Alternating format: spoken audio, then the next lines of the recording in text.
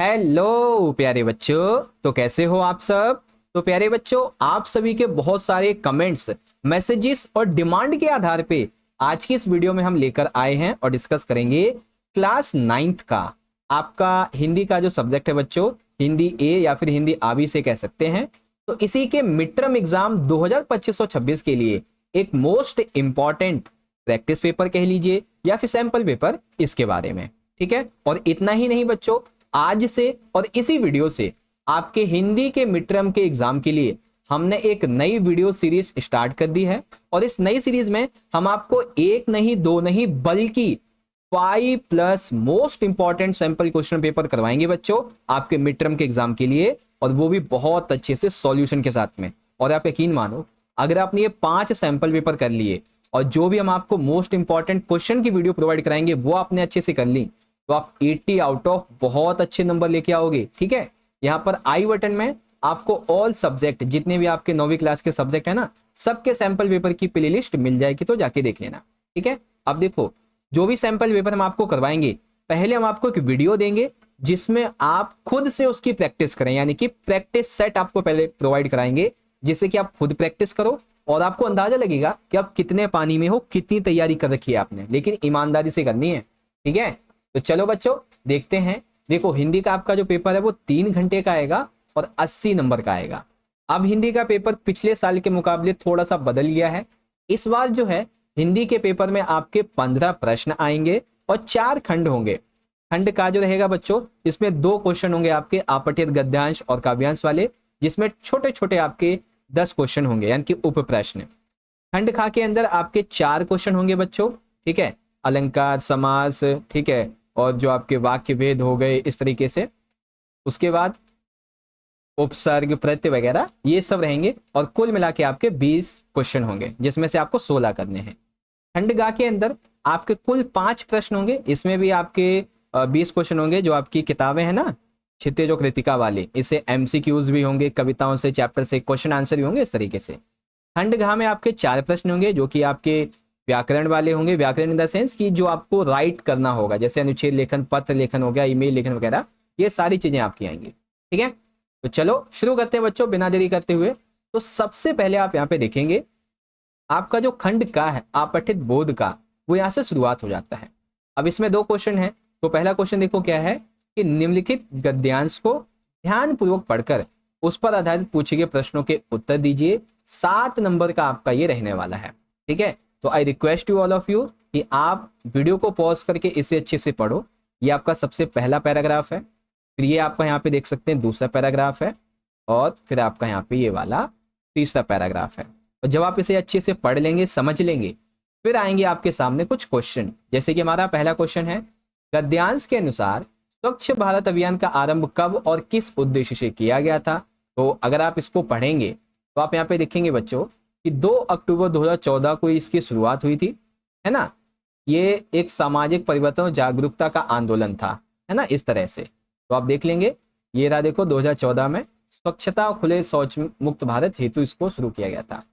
अब दूसरा क्वेश्चन देखेंगे, तो गद्यांश में स्वच्छ भारत अभियान की कुछ प्रमुख विशेषताएं दी गई हैं, उनमें से सही 4 विशेषताओं का चयन करो। ये 6 दे रखी है ना, इसमें से सही 4 कौन कौन सी हैं वो आपको यहाँ पे चूज करनी है। ठीक है, पढ़ने के बाद फिर यहाँ पे देखो एक क्वेश्चन आपका अभिकथन और कारण का है। अभिकथन क्या कहता है, कारण क्या कहता है। फिर यहाँ पे आप देखेंगे तो ये आपका 1 नंबर का क्वेश्चन है, ये भी 1 नंबर का क्वेश्चन है, और ये आपके 2 नंबर के क्वेश्चन है। ओके, तो कुल मिला के 3 MCQ, 2 1 नंबर के और 1 2 नंबर का क्वेश्चन, तो टोटल हो गए 7 नंबर के। ओके, अब देखो हमारा जो दूसरा प्रश्न है, इसमें क्या है, काव्यांश यानी कि कविता का अंश ध्यानपूर्वक आपको पढ़ना है, फिर 7 नंबर का क्वेश्चन रहेगा। अब देखो, वैसे तो एग्जाम में ना इसका टॉपिक नहीं लिखा होगा कि कविता का टॉपिक क्या है, लेकिन मैंने टॉपिक लिख दिया है ताकि आपको ना आसानी हो समझने में। तो ये टॉपिक है सपनों की उड़ान को लेकर, यानी कि कविता किस मामले में है, सपनों की उड़ान को लेकर ये हमारी कविता रहने वाली है। अब इसी से संबंधित देखेंगे तो हमारा पहला क्वेश्चन ये रहा, दूसरा क्वेश्चन ये रहा आपका, है ना, ऐसे करके आप देख सकते हैं। फिर आपका अभिकथन कारण वाला क्वेश्चन यहाँ पे आ जाता है, और फिर आपके छोटे छोटे जो क्वेश्चन है 1 नंबर के, 1 नंबर के और 2 नंबर के, वो भी यहाँ पे आ जाते हैं। तो आप इसकी प्रैक्टिस करो अच्छे से और अच्छे से समझो इसमें क्या कहा गया है। चलो, अब हमारे लिए जो सबसे ज्यादा जरूरी है वो यहाँ से शुरुआत होता है खंड नंबर का व्यवहारिक व्याकरण। अब देखो इसमें जो हमारा तीसरा प्रश्न है, इसमें कहा गया है उपसर्ग और प्रत्यय पर आधारित 5 प्रश्नों में से किन्हीं 4 के उत्तर आपको लिखने हैं। जैसे कि हमारा पहला प्रश्न क्या है बच्चों कि परिवर्तन तथा समकालीन, इसमें से किसी एक शब्द के उपसर्ग और मूल शब्द को छांट कर लिखो। देखो बच्चों एग्जाम में क्या होगा, आपको केवल एक शब्द दिया जाएगा, ठीक है, एग्जाम के अंदर केवल और केवल एक शब्द दिया जाएगा, लेकिन हम आपको हर क्वेश्चन में 2-2 शब्द करवाएंगे। अब इससे पता है क्या होगा, इससे आप एक ही नंबर में 2 नंबर के क्वेश्चन की तैयारी कर लेंगे, यानी कि एक ही बार में काफी अच्छी प्रैक्टिस कर पाओगे। अब जैसे मैंने यहाँ पे 2 शब्द ले लिए हैं कि परिवर्तन और समकालीन, इनमें से आपको उपसर्ग निकालना है और मूल शब्द निकालना है। जैसे परिवर्तन है तो उसमें परि उपसर्ग है, समकालीन में सम उपसर्ग है ना, ऐसे करके। तो ऐसे देखो, अब आंसर नहीं बताऊंगा, वैसे तो बता दिया मैंने। अब देखो हमारा उपसर्ग है, एक है अति उपसर्ग, एक है आ उपसर्ग। तो इसमें से किसी एक शब्द का जो उपसर्ग है ना, आपको उससे 2 नए शब्द बनाने। अति से 2 शब्द बना के लिख दो, या फिर आ उपसर्ग से 2 नए शब्द बना के लिख दो, है ना, बहुत ही आसान है। आगे देखेंगे भाग्यवान तथा आजादी, इसमें से किसी शब्द के प्रत्यय तथा मूल शब्द को छांट कर लिखो। किसी एक शब्द का, जैसे भाग्यवान है तो इसमें मूल शब्द और प्रत्यय क्या है, आजादी में मूल शब्द और प्रत्यय क्या है, ये निकालो। या फिर ता प्रत्यय या इक प्रत्यय, इसमें से किसी एक प्रत्यय से 2 नए शब्द बनाओ, और ये आपको व्याख्या करनी है, मतलब आंसर एक वर्ड में लेना है। ऐसे शब्दांश जो किसी शब्द के पहले लगकर उसका अर्थ बदल देते हैं वे क्या कहलाते हैं। तो पहले क्या कौन से लगते हैं बच्चों, उपसर्ग लगते हैं, है ना, मिल गया आपको आंसर। चलो अब आ जाओ अपने चौथे प्रश्न पे। समास पर आधारित 5 प्रश्नों में से किन्हीं 4 के उत्तर लिखो। अब जैसे कि हमारा एक शब्द है यथाशक्ति, ठीक है, एक शब्द है यथाशक्ति। यथाशक्ति समास का विग्रह करके समास का नाम लिखो, यानी कि ये जो पद है हमारा, आपको इसका समास विग्रह भी करना है और कौन सा समास इसमें यूज हुआ है उसका नाम भी लिखना है। पुरुषों में उत्तम, ये एक विग्रहित पद है, ठीक है, यानी कि ये पद विग्रह किया हुआ है, आपको इसे एक शब्द में समाहित करना है, समासित पद लिखना है इसका, और कौन सा समास है वो भी लिखिएगा, ठीक है। चरण कमल तथा शूरवीर पदों में समास का नाम बताओ, यानी कि चरण कमल में कौन सा समास है, शूरवीर में कौन सा समास है, ये आपको बताना है। द्विगु समास के 2 उदाहरण लिखिए। इसके अलावा जिसमें कोई पद प्रधान नहीं होता बल्कि इसमें तीसरा पद प्रधान होता है तो बहुब्रीहि समास होता है ना। एक आधा आंसर आपको मैं बताता जाऊंगा ताकि आपको लगे कि हाँ काफी ज्यादा कठिन नहीं है, थोड़ा इजी ही है बेसिकली, ठीक है। बहुत अच्छे प्रश्न है बच्चों, काफी चुन चुन के आपके लिए मैं लेके आया हूँ, ठीक है बच्चों। देखो अगर आप इस पेपर का सॉल्यूशन जल्दी से जल्दी चाहते हो तो आप सभी बच्चे ज्यादा से ज्यादा वीडियो में कमेंट करें नीड सॉल्यूशन 9th हिंदी, इस तरीके से, ठीक है। वीडियो अच्छी लग रही है बच्चों तो ज्यादा से ज्यादा वीडियो को आप सभी बच्चे लाइक करें, अपने सभी क्लासमेट्स में 9वीं क्लास के बच्चों के साथ में शेयर करें, अपने दोस्तों में व्हाट्सएप ग्रुप पे, ठीक है। चैनल को सब्सक्राइब करें, बेल नोटिफिकेशन को ऑल पे जरूर से सेट कर दीजिएगा ताकि जब भी कोई नई वीडियो आए तो आप उसका लाभ उठा सकें, ठीक है। और आप मुझे इंस्टा पे फॉलो भी कर सकते हैं। चलो आगे देखेंगे तो अब है हमारा प्रश्न नंबर 5, और 5 में क्या है, अर्थ की दृष्टि से वाक्य भेद, ठीक है। 5 प्रश्न है, किन्हीं 4 का उत्तर आपको लिखना है। जैसे कि पहला प्रश्न है भगवान तुम्हारी रक्षा करे तुम हमेशा खुश रहो, तो इसमें क्या है, हम जब किसी से कहते हैं भगवान तुम्हारी रक्षा करे तुम हमेशा खुश रहो, तो ये क्या है, ये वाक्य भेद किस टाइप का है वो आपको लिखना है। वाह तुमने तो कमाल कर दिया, मुझे विश्वास ही नहीं हो रहा, तो ये वाक्य भेद किसका है। सूरज पूरब से उगता है, इसे प्रश्नवाचक में बदल दो, तो प्रश्नवाचक में जब बदलो तो एक क्वेश्चन मार्क लगा देना और शुरुआत में क्या लगा देना, बस जैसे क्या सूरज पूरब में उगता है, पूरब से उगता है, क्वेश्चन मार्क बन गया। आज्ञावाचक वाक्य का एक उदाहरण लिखिए। जो वाक्य किसी तथ्य, किसी घटना या सामान्य कथन को व्यक्त करते हैं उन वाक्यों को कौन से वाक्य कहते हैं, अर्थ की दृष्टि के आधार पे वो बताइए, ठीक है ना। बहुत ही आसान है, ज्यादा कोई इसमें बड़ी बात नहीं है, आप कर लोगे। अब देखो हमारा छठा प्रश्न जो कि है अलंकार वाला। 5 में से किन्हीं 4 के उत्तर लिखने। जैसे पहला रघुपति राघव राजा राम पतित पावन सीताराम, तो इसमें अलंकार का नाम लिखिए। तो सिंपल सा है, आप समझ गए होंगे जहां तक इसमें देखो ये फिर ये है ना, एक ही वर्ण जो इसकी आवृत्ति कई बार हो रही है, तो कौन सा अलंकार है आप समझ गए होंगे। कनक कनकते सौगुनी माद कथा अधिकाय बा खाए बोराए ना नर बा पाए बोराए, तो इसमें कौन सा अलंकार है बच्चों, इसके बारे में भी आपको पता होगा, है ना। रहीमन पानी राखिए बिन पानी सब सून, पानी गए न उबरे मोती मानुस चून। यहाँ पे थोड़ा सा ना गलत हो गया है, ठीक है, मोती मानुस, ओके, मोती मानुस चून, इस तरीके से है ये। जिसमें कौन सा अलंकार है, जब किसी वर्ण या व्यंजन की बार बार आवृत्ति यानी कि दोहराना होता है तब जो चमत्कार उत्पन्न होता है उसे कौन सा अलंकार कहते हैं। यमक अलंकार का एक उदाहरण लिखिए। तो यमक अलंकार का एक उदाहरण लिखना है आपको, बहुत ही सिंपल है, ज्यादा इसमें कोई बड़ी बात नहीं है।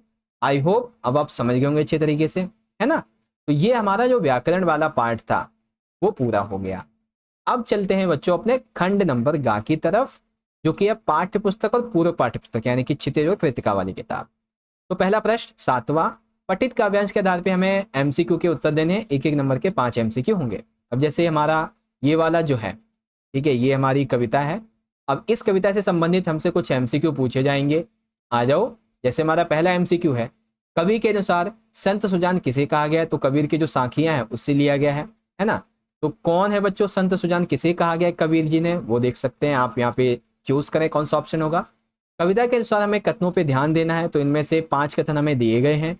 अब जैसे कि कवि ने संसार की तुलना स्वान से की है, अज्ञान का अंधकार सूर्य से मिटता है, किसी व्यक्ति की पहचान उसके कर्म से होती है ना, और फिर ये शब्द है। तो इनमें कौन कौन से सही हैं, उस समय में, उस मामले में आपको ये वर्ड चूज करना है, उस ऑप्शन, ओके। फिर अभिकथन कारण है बच्चों, अभिकथन क्या कहता है, कारण क्या कहता है, उस मामले में कौन सा सही बैठता है ये देखिए, ओके। फिर देखो बच्चों, साखिया में कबीर किसके खिलाफ थे, तो साखिया में कबीर जी बेसिकली किसके खिलाफ हैं, इस बारे में आपको लिखना है। कविता के अनुसार दिए गए शब्द और उनके अर्थ को ध्यानपूर्वक पढ़िए, तो ये आपके शब्द और अर्थ हैं जिसे आपको ध्यानपूर्वक पढ़ना है, ठीक है। और फिर कौन सा सही ऑप्शन बैठता है वो लिख दीजिए, बस हो गया आंसर, है ना।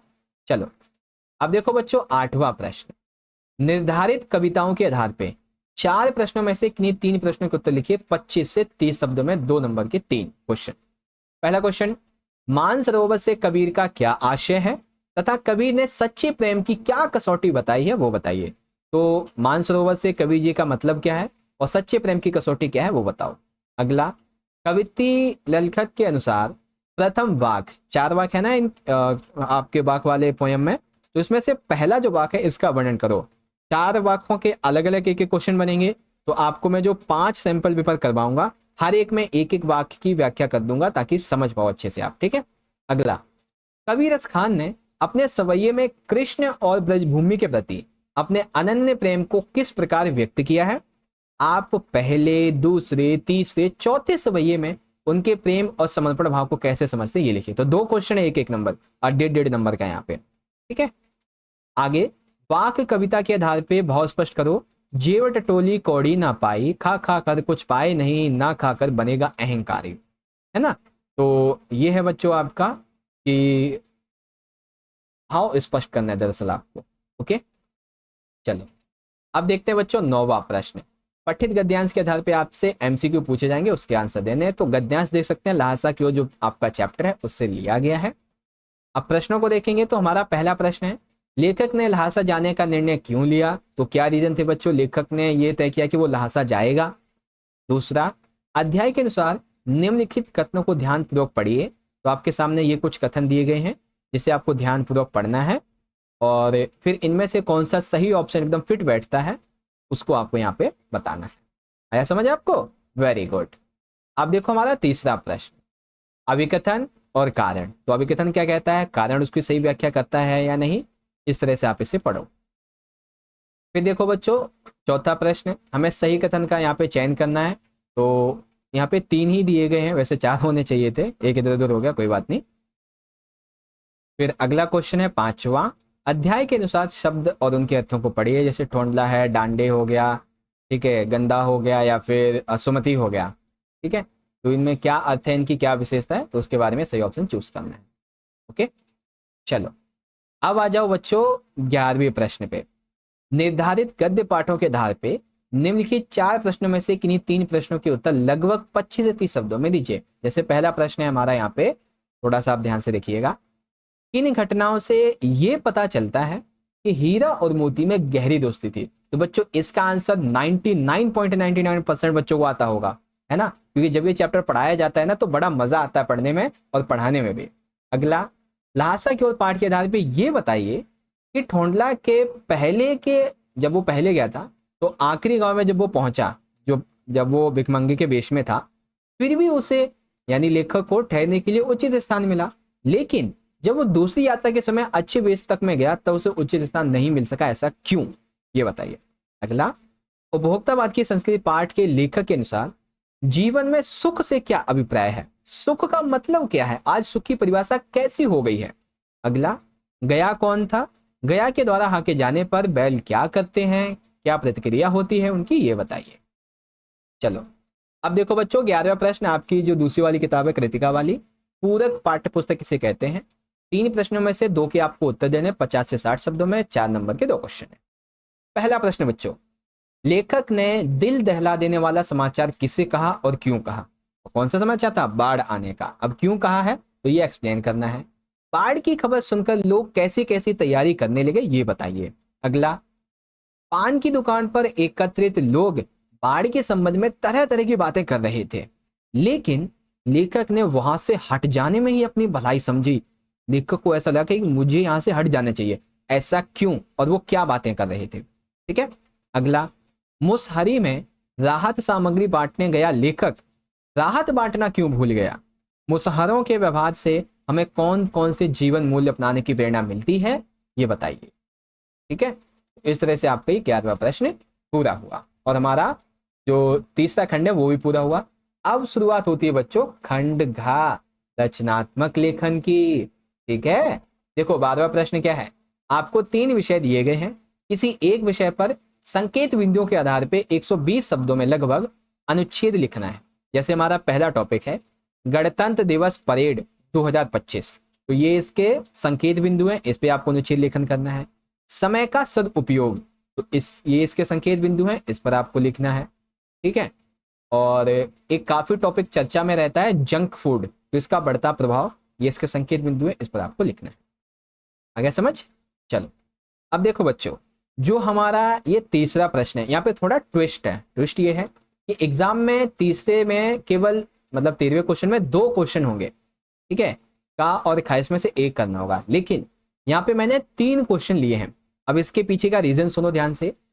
एग्जाम में औपचारिक और अनौपचारिक दोनों तरीके के आपके पत्र आएंगे, तो किसी अधिकारी को लिखना, ठीक है, अपने विद्यालय के प्रधानाचार्य को लिखना और अपने किसी सगे संबंधी को लिखना, ये 3 टाइप के लेटर में से 2 टाइप का एग्जाम में आएगा।